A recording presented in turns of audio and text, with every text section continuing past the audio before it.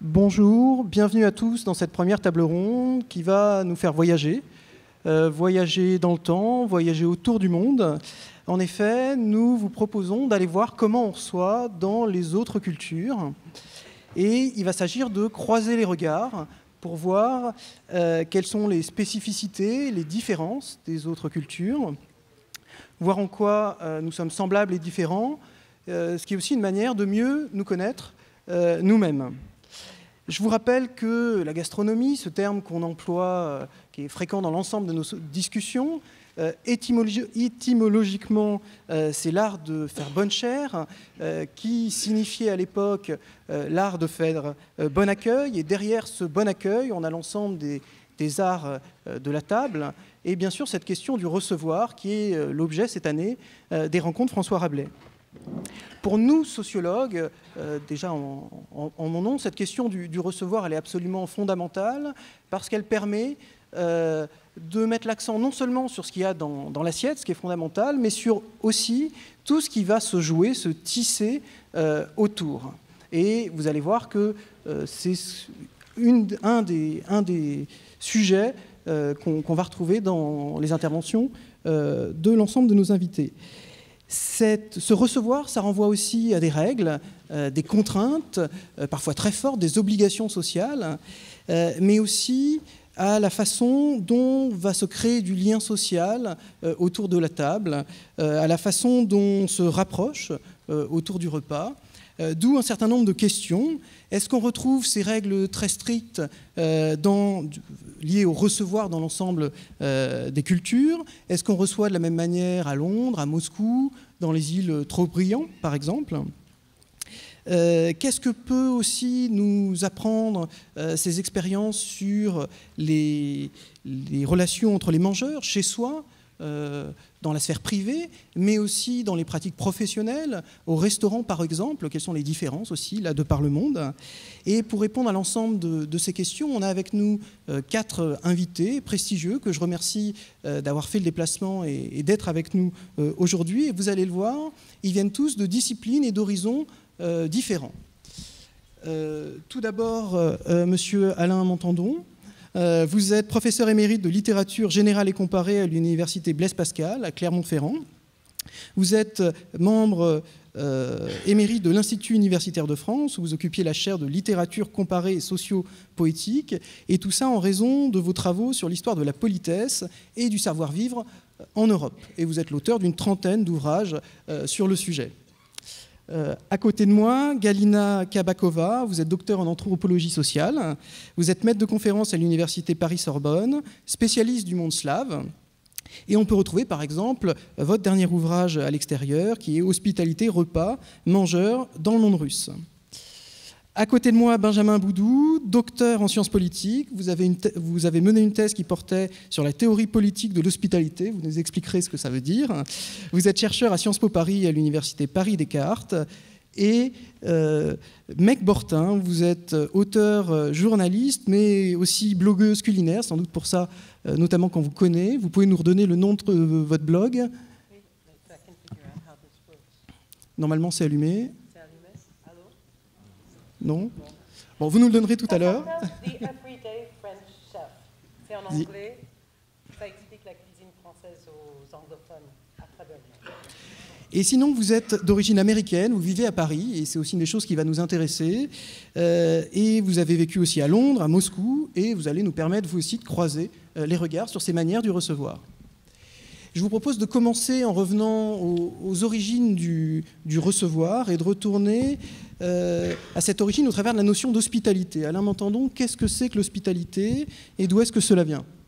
Alors, je voudrais vous parler de l'Odyssée, qui est le grand manuel de l'hospitalité, puisque le périple d'Ulysse n'arrête pas de se confronter à l'art de recevoir. D'ailleurs, ça commence très mal, puisqu'avec le Cyclope, lorsqu'il rencontre le Cyclope, on lui offre pas à manger, mais au contraire, on veut le manger. Vais-je trouver des brutes, des sauvages sans justice, ou des hommes hospitaliers craignant les dieux? Voilà, c'est la question que se pose Ulysse. Pour lui, l'humanité commence avec l'hospitalité et la crainte des dieux. Et il y a un lien très fort entre hospitalité et sacré. D'ailleurs, les dieux viennent parfois visiter les humains pour faire l'expérience de leur manière de recevoir. Dans de très nombreuses cultures, cette théoxénie apparaît, et l'exemple le plus connu est sans doute celui de Philémon et Baucis, que raconte Ovide lorsque Jupiter et Mercure, ou Zeus ou Hermès, viennent tâter l'hospitalité des gens d'une ville. Évidemment, ils ne sont reçus par personne, et sauf par un très vieux couple à l'écart du village ou de la ville, qui vont, en dépit de leur extrême pauvreté, recevoir ces dieux. Et l'histoire de Philémon et Baucis détaille longuement les touchantes attentions dont le vieux couple va entourer les dieux. Elle, Baucis, ranime le feu de la veille, l'alimente avec des feuilles et de l'écorce desséchée et arrive à en tirer de son faible souffle de vieille femme des flammes. Ils battent le matelas, ils le recouvrent d'étoffes qui n'avaient coutume d'y étendre qu'au jour de fête. Mais cette étoffe même était de bien peu de prix et vieille, bien assortie à un lit de saule. La vieille femme, sa robe retroussée, apporte en tremblant la table. Mais le troisième pied de cette table étant plus court que les autres, elle l'égalise avec des tessons. Donc, en dépit de l'extrême pauvreté, Philémon et Baucis vont, de manière très, très poétique, Ovide va rendre ça de manière très poétique, et La Fontaine d'ailleurs va reprendre cette légende ou ce mythe, vont recevoir donc... Au travers de ces exemples, si on avait à définir l'hospitalité, qu'est-ce qu'on pourrait en tirer en fait sur nos pratiques aujourd'hui, ce qui la caractérise? Aujourd'hui? Ou au travers des temps, on passera après aux pratiques plus contemporaines. À travers cette histoire, eh bien, qui se répète d'ailleurs aussi bien d'ailleurs en Russie. En Russie, c'est le Christ lui-même qui apparaît, c'est pas Zeus. Ce sont les pauvres qui accueillent le mieux, qui offrent ce qu'ils ont de meilleur. Parce que dans l'hospitalité, lorsqu'on accueille quelqu'un, dans toutes les cultures, on essaye d'offrir le meilleur de ce qu'on a. Au Maghreb, il y a toujours cette légende de celui qui va sacrifier son cheval, ce qu'il a de plus précieux pour accueillir l'autre.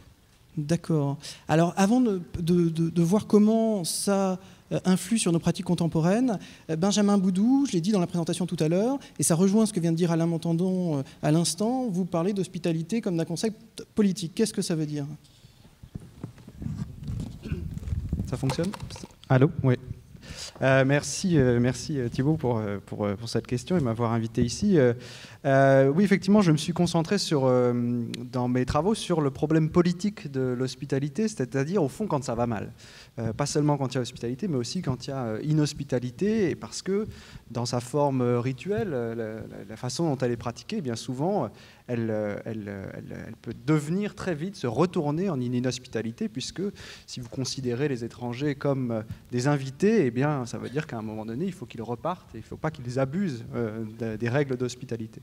Donc ce qui m'a intéressé, c'est ça, c'est-à-dire au fond, à la fois comment ça peut se retourner, mais aussi surtout comment un même concept finalement a beaucoup été utilisé dans l'histoire.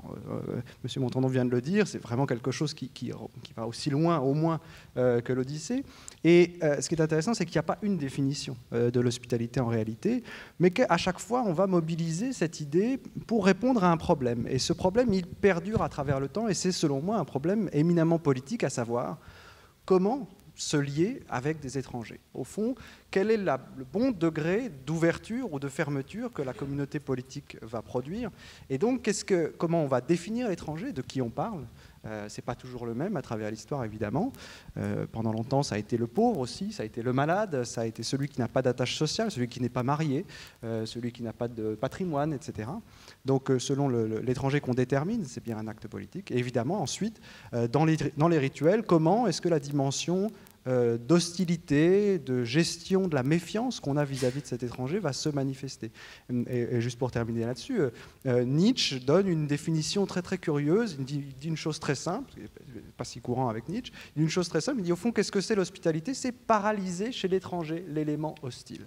Ce qui veut dire qu'il y a quelque chose dans l'hospitalité qui n'est pas seulement l'accueil généreux, une ouverture inconditionnelle, mais aussi toute une série de protections contre la dangerosité de celui qui arrive, une série de défenses. Et l'organisation sous une forme rituelle avec des codes eh bien, permet justement de prévoir, savoir un peu ce qui va se passer. Il faut faire les gestes, il faut donner cette nourriture et pas une autre, il faut mettre à cette place et pas une autre place.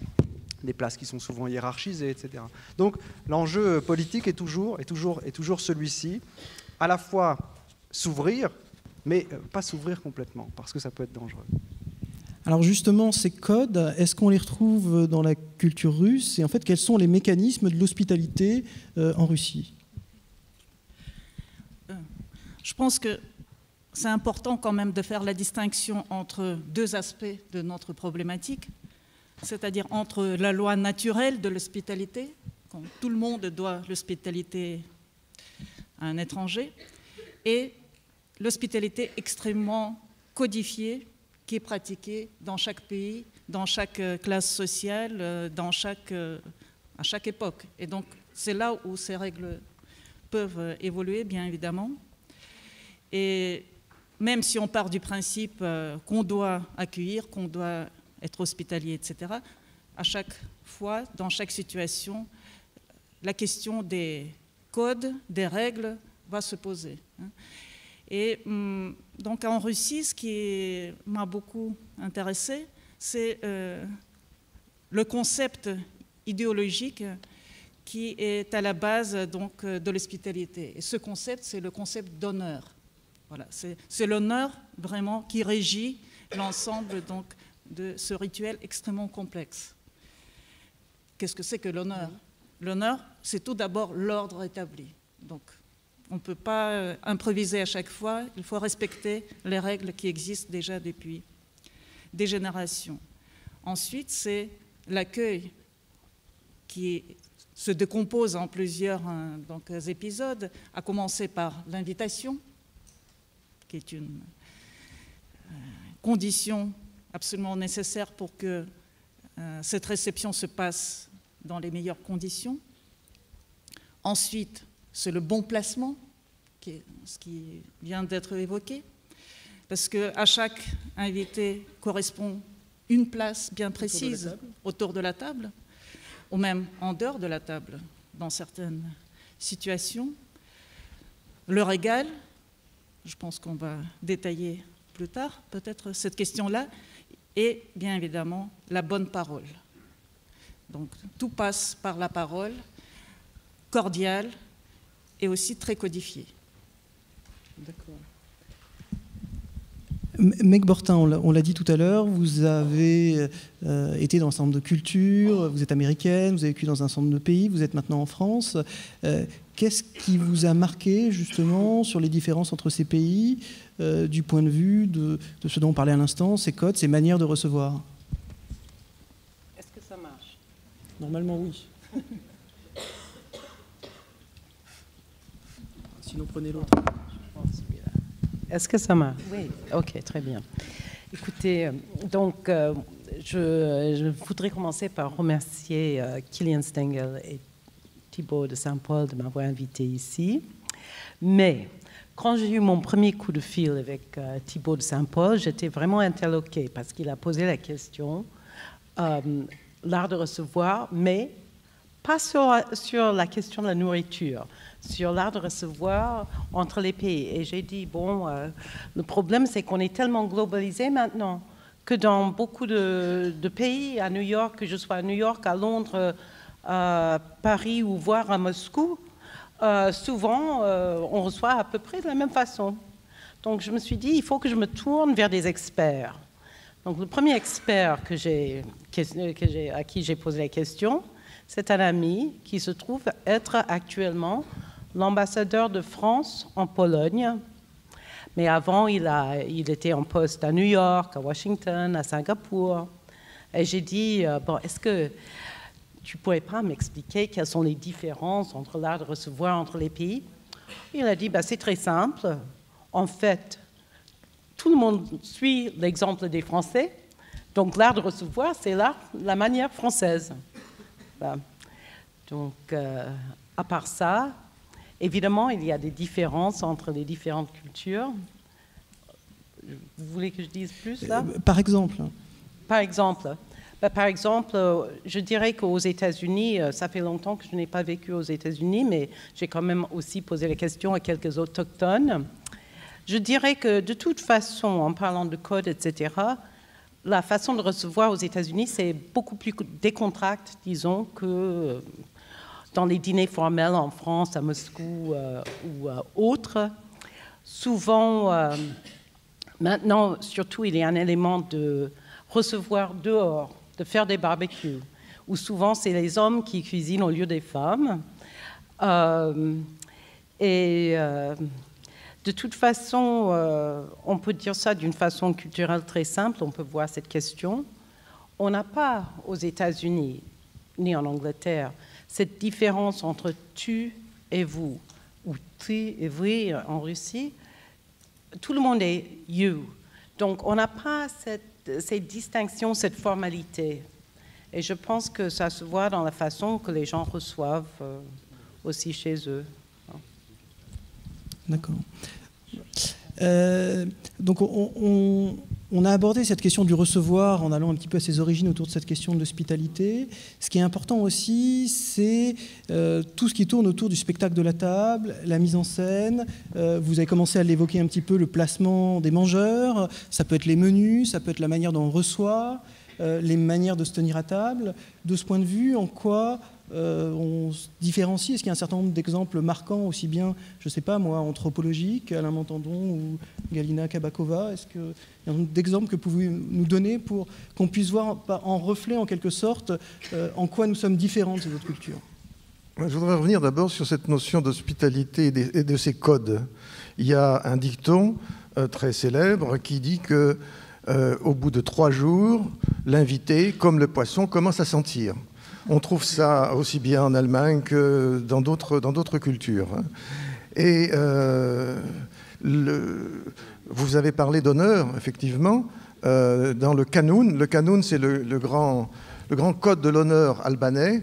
Dans le Kanun, tout est réglé jusque dans les moindres détails du rituel de l'hospitalité, pour éviter d'ailleurs les conflits. Lorsqu'on arrive, on donne l'arme, et en Albanie, comme d'ailleurs dans d'autres pays, on vous a offert un verre d'eau ou un café, vous êtes déjà chez vous. Enfin, vous êtes un hôte. Et dans ce sens-là, vous êtes sous la protection de celui qui reçoit. Et ça, c'est très important, puisque en Albanie, d'ailleurs, Kadare a fait un très beau roman, Avril brisé, sur ce thème de l'hospitalité. Lorsqu'on est reçu, on est sous la protection de l'hôte, même si on sait qu'on a tué le fils de celui qui nous reçoit. Jusqu'à ce qu'on ait pris congé, on est entièrement sous la protection de l'autre. Et alors, il y a une limite où cesse l'hospitalité, qui peut être la limite d'un village, ou dans certaines cultures arabes, ça peut être aussi 3 jours, c'est-à-dire le temps de la digestion. Donc, le Kanun en Albanie offre des détails très, très, très précis. Mais il y a une chose qui m'a toujours frappé, c'est que l'invité doit aussi respecter les règles qui posent les limites à son intrusion. Et il y a un exemple très, très frappant. Il est interdit à celui qui est invité de soulever le couvercle de la marmite. Ça, c'est une règle particulièrement symbolique aux limites de l'accueil. C'est-à-dire qu'en dépit d'une hospitalité très généreuse, ouverte et apparemment sans limite, il y a un domaine réservé qui, en l'occurrence, est la maîtrise du foyer et de la nourriture. Interdit significatif qui témoigne bien que l'hôte n'a pas tous les droits et qu'il reste, d'une certaine manière, dans une certaine limite, en marge, au cœur même de la maison qui l'accueille. D'accord. On continue. Alors, moi, ce qui m'intéresse, c'est vraiment de cerner les particularités des univers dont vous êtes spécialiste. Galina Kabakova, vous nous avez amené quelques images qui peuvent nous permettre de cerner la manière dont on reçoit dans le monde slave, et plus particulièrement en Russie.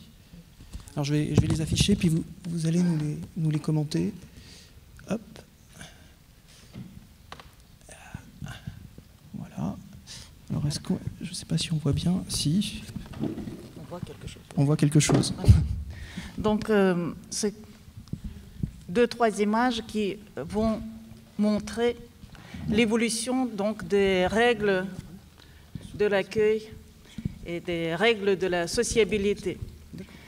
Il faut dire qu'il y a eu quand même une révolution culturelle, en quelque sorte, lancée par Pierre le Grand au début du XVIIIe siècle, qui a décidé d'imposer à la société, à la bonne société tout d'abord, les manières occidentales.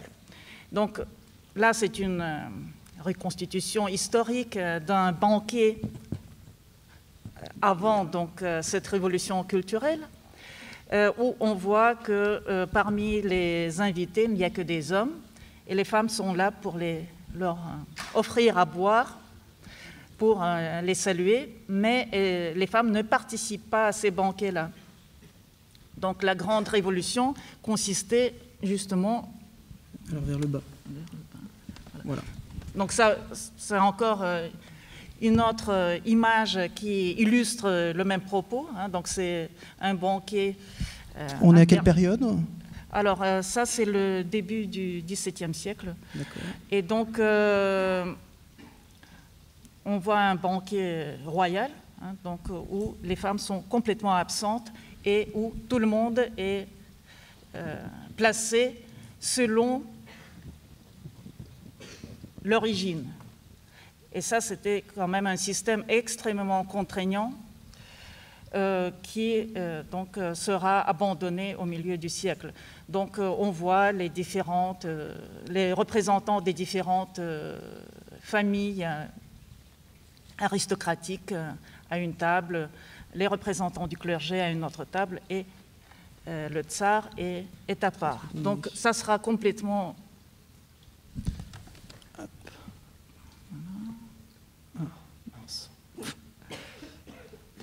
Voilà. Ça sera complètement donc, abandonné par l'ordre de Pierre le Grand, quand il a décidé d'instaurer des assemblées. Donc c'est le mot qu'il a proposé, où tout le monde était obligé de venir avec son épouse et de participer à la conversation en commun et puis de participer à un banquet où les femmes côtoyaient les hommes. Donc ça, c'était vraiment la première étape d'adaptation du modèle occidental. Donc, pour l'instant, le modèle occidental, c'est quelque chose de très général. Et par la suite, dans les années 1740, il y aura une nouvelle révolution. Donc, quand vous dites le modèle occidental, c'est l'influence de la France, c'est l'étiquette française? Parce que Mecq-Bortin évoquait ça, finalement. Oui, on ne peut pas parler encore du modèle français. C'est un modèle importé de l'Europe occidentale, avec des références à ce que Pierre le Grand a vu aux Pays-Bas, parce que c'était ça pour lui le pays de référence.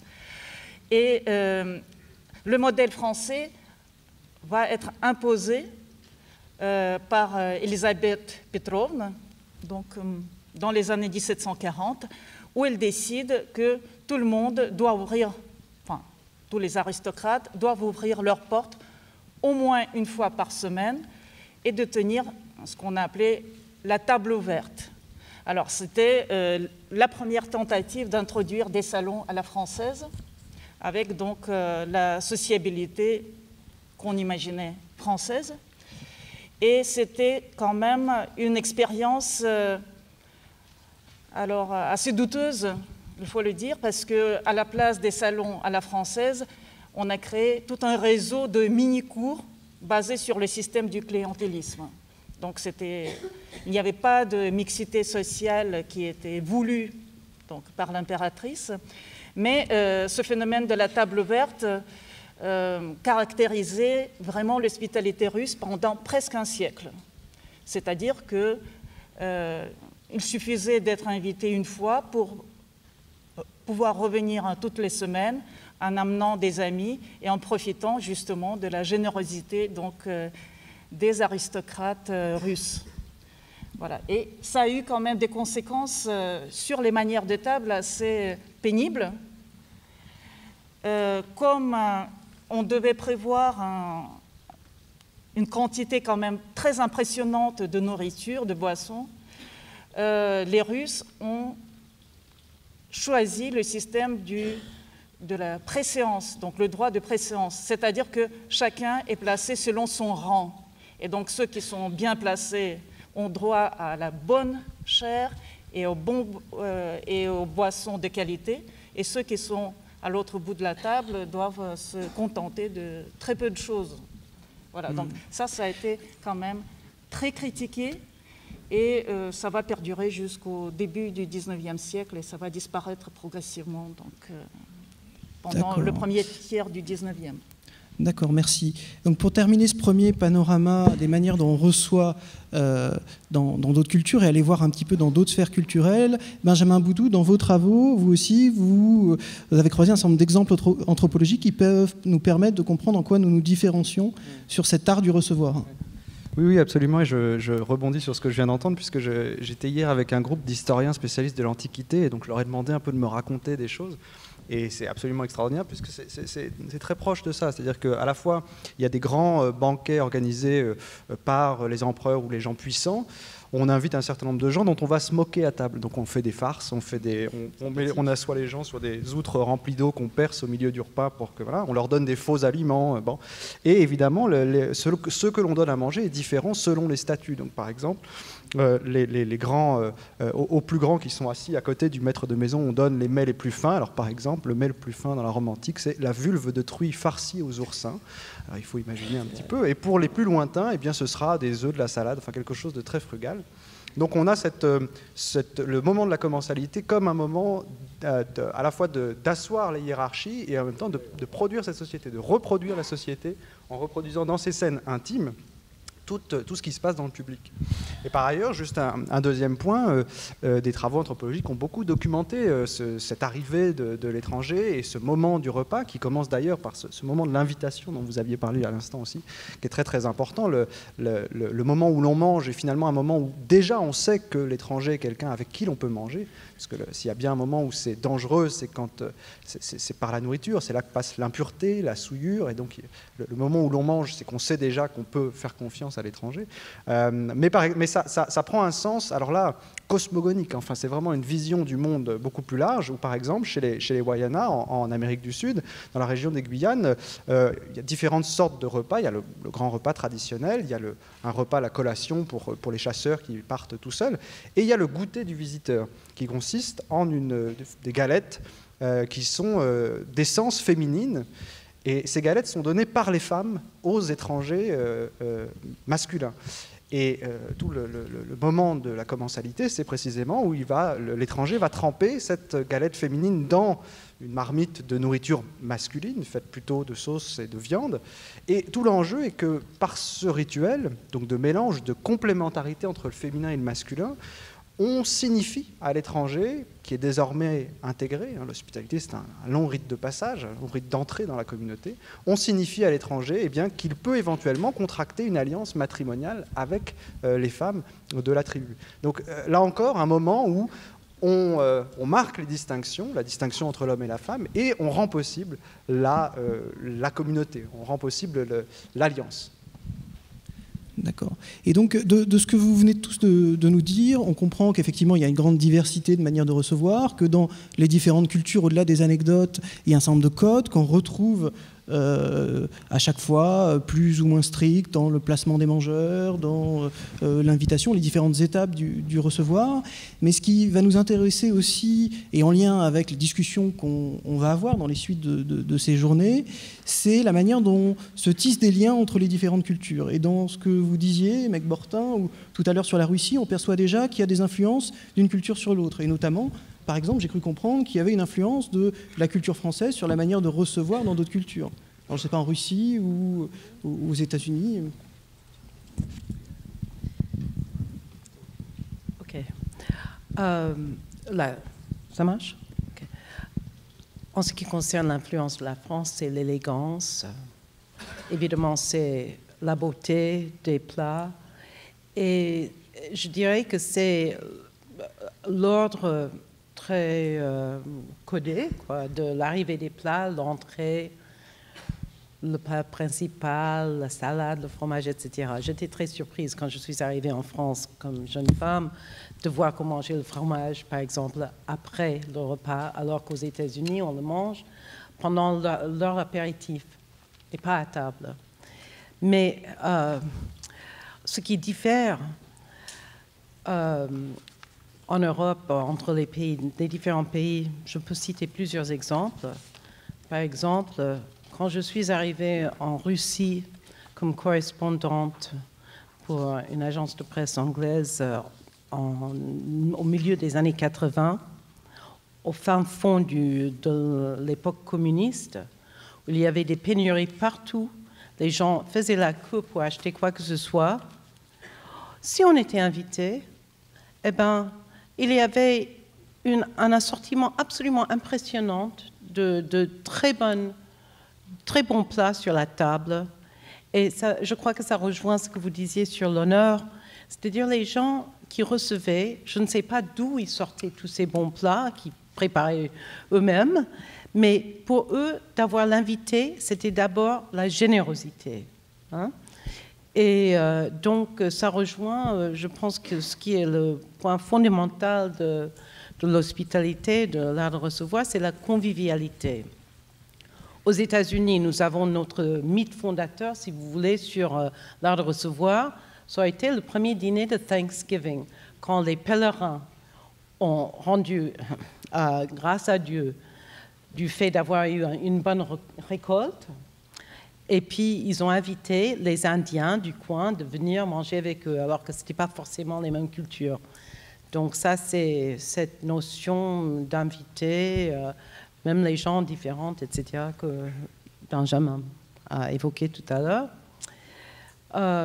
Mais plus précisément, les différences entre la France et les États-Unis, c'est ça, ou les ressemblances. Ce qui m'intéressait, enfin, j'avais cru percevoir dans ce que vous disiez, ou aussi dans le cas de la Russie, qu'il y avait une influence des manières de recevoir françaises qui avaient pu transformer les manières de recevoir ou en Russie ou dans les contextes que vous connaissez. Aux États-Unis, maintenant, on a plus tendance, surtout dans les grandes villes, je ne sais pas trop à l'Amérique profonde, mais de suivre l'exemple français, de commencer les dîners beaucoup plus tard, vers 7 heures, peut-être 8 heures. Alors que quand j'étais petite, l'heure du dîner, c'était 5h30, 6h. Donc ça, c'est déjà une influence importante. Le vin s'est introduit évidemment dans la cuisine américaine et avec la globalisation, certaines ambassadrices américaines ou ambassadeurs de la culture française ont changé les habitudes, à commencer par Julia Child, vous connaissez peut-être, qui était une Américaine dont le mari diplomate était posté en France.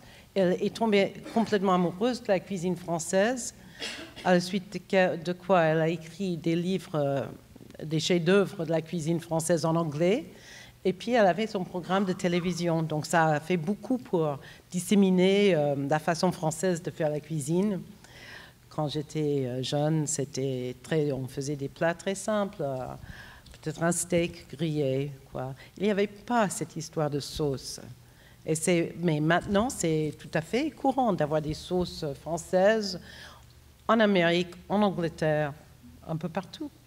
Hein? Donc, ça, c'est l'influence moderne de la France. Mais je pense que mon ami Pierre, ambassadeur, il parlait de l'influence dans la diplomatie, par les échanges dont vous avez parlé, quand la culture française, les grands chefs de la cuisine française ont été importés à la cour de Russie.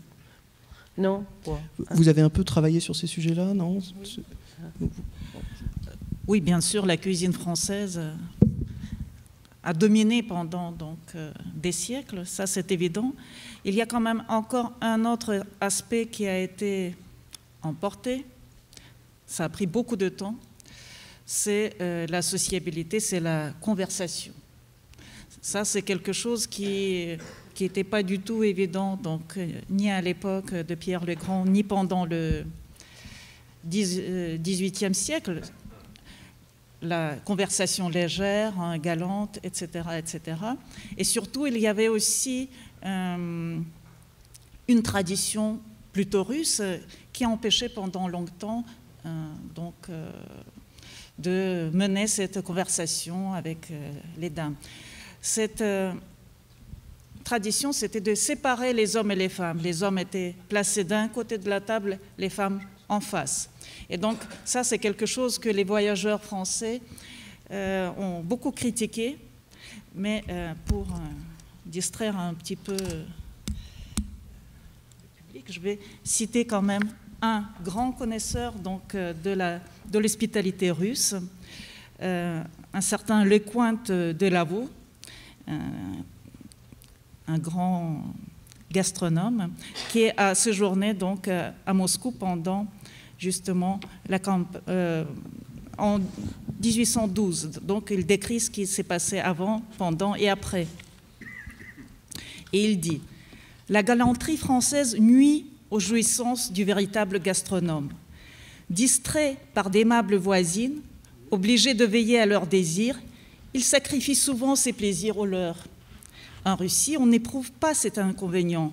Les dames occupent un côté de la table et les hommes se placent à celui opposé. De cette façon, le gastronome se trouve livré à lui-même. À chaque morceau intéressant, il peut se rendre compte de ses sensations sans crainte d'être dérangé. » Donc voilà, mais c'est un éloge donc, à cette manière de recevoir à la russe, mais avec le temps, bien évidemment,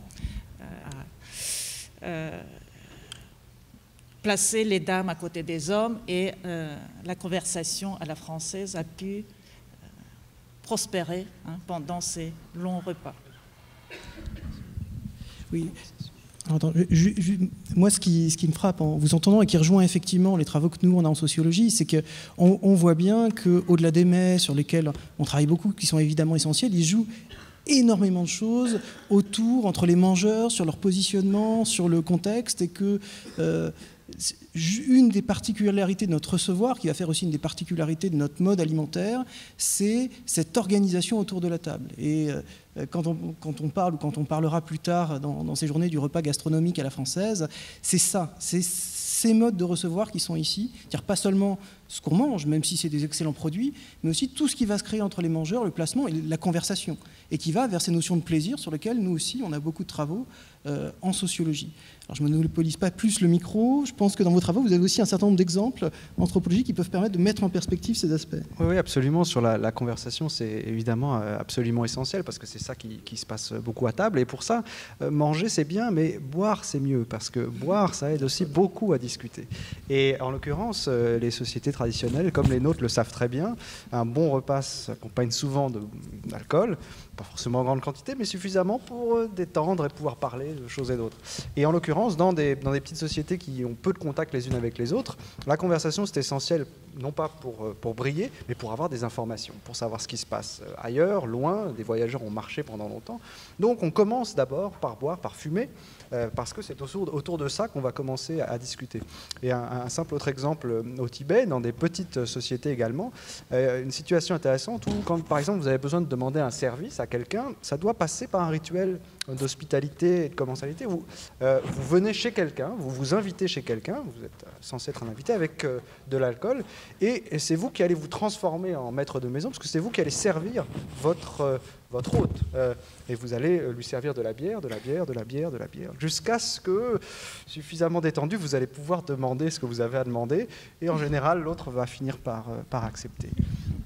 Et c'est très intéressant parce qu'en sociologie, on a aussi un certain nombre de travaux où il y a un certain nombre d'incompréhensions quand on commence à travailler à l'international. Et on a des travaux plus qualitatifs qui étudient des groupes d'entrepreneurs qui vont chercher à faire du commerce ensemble et qui finalement ont beaucoup de mal à se comprendre. Il y avait des exemples d'entrepreneurs américains ou occidentaux qui se retrouvent face à des pays de l'Est où justement tout passe au travers de l'alcool et où à un moment, l'Américain dit « bon, stop, maintenant on va parler affaires ». Et que de l'autre côté, non, il y a rupture parce que la confiance n'est pas encore installée. Et que du coup, il y a une incompréhension totale et du coup, on ne va pas faire affaire. Et il y a un vrai travail, et aujourd'hui, d'ailleurs, il y a des modules de formation dans l'ensemble d'écoles pour essayer d'apprendre le mode de recevoir, l'hospitalité dans l'ensemble de nos pays et avoir les codes. Et c'est un chantier assez intéressant. Alors j'ai une autre question, alors peut-être difficile, je ne sais pas si vous avez la réponse, parce qu'on a parlé là de l'influence de la France sur les autres cultures, mais est-ce que ces autres cultures, elles nous ont aussi influencé sur le mode de recevoir? Est-ce qu'il y a, vous connaissez des exemples où il y a un certain nombre de choses qui pourraient témoigner de cette influence sur notre mode de recevoir? Alors l'exemple le plus connu, c'est bien évidemment le service à la russe. Donc le service à la russe, on ne sait pas trop qu'il a été appliqué en Russie. Donc au XVIIIe siècle, on a des témoignages que c'était très répandu. Et puis en France, on commence à découvrir ça au début du XIXe. Il faut encore quelques décennies pour l'imposer à partir donc du milieu ou du dernier tiers du siècle. Le service à la russe domine. Juste une petite remarque. Donc, au début, c'est quand même très critiqué par les Français, par quelqu'un qui fait autorité comme Antonin Carême, qui dit que oui, c'est pratique le service à la russe, il n'y a rien à dire, mais ce n'est pas spectaculaire. Donc, il y a ce plaisir du spectacle manque quand même terriblement. Juste donc un élément, en fait, ce service à la russe qui est dominant aujourd'hui, on peut dire qu'il est abandonné par les Russes eux-mêmes, parce que quand vous arrivez dans une maison russe et vous êtes devant la table bien garnie, donc vous avez tous les plats qui sont exposés en même temps. Donc, c'est en quelque sorte le service à la française qui s'est introduit sans crier gare. Et tout à l'heure, par exemple, dans vos propos, Meg Bortin, je percevais l'idée qu'avec nos moyens de communication modernes, avec cette mondialisation qui prend différentes formes, finalement, il y avait comme une convergence des manières de recevoir. Est-ce que vous pensez que ces différences qu'on a décrites un petit peu partout, on a compris qu'il y avait une grande diversité, évidemment, de règles et de codes, elles tendent à disparaître? Qu'est-ce que vous en pensez? Évidemment, c'est une question difficile. Non, pas trop difficile. On peut voir déjà avec le mode des cocktails américains qui sont importés en France, tous les choses comme ça.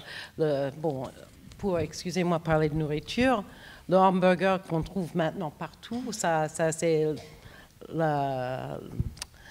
voyage à l'inverse, les influences. Bon, en ce qui concerne l'hospitalité, c'est difficile à dire. Je pense que c'est rare que j'arrive chez des Français, chez des amis français, qu'on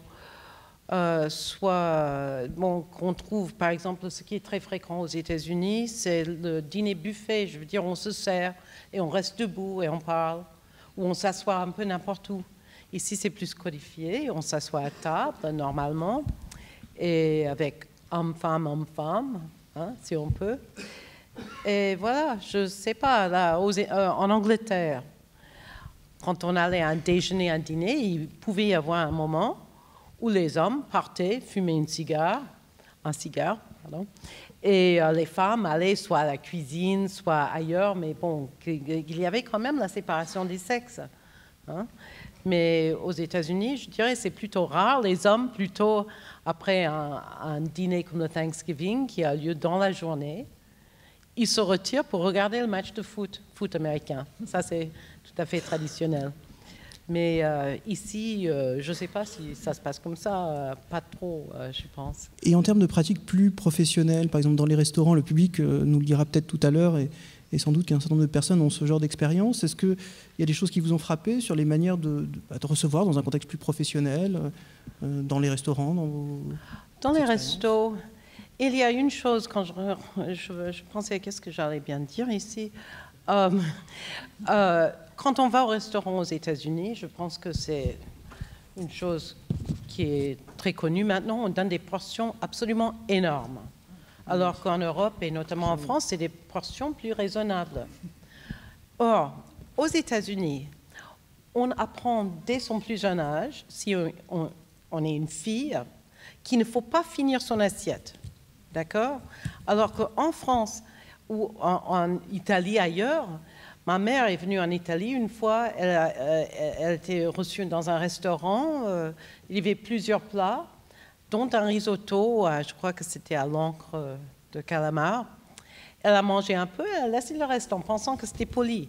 Eh bien, le chef de cuisine, il est sorti avec son grand couteau parce qu'elle ne voulait pas finir son assiette. Et je me rappelle, quand je suis arrivée à Paris, j'étais choquée de voir dans les restaurants des belles femmes filiformes qui commandaient et mangeaient un énorme repas sans laisser rien dans leur assiette. Donc, j'ai trouvé ça une excellente idée.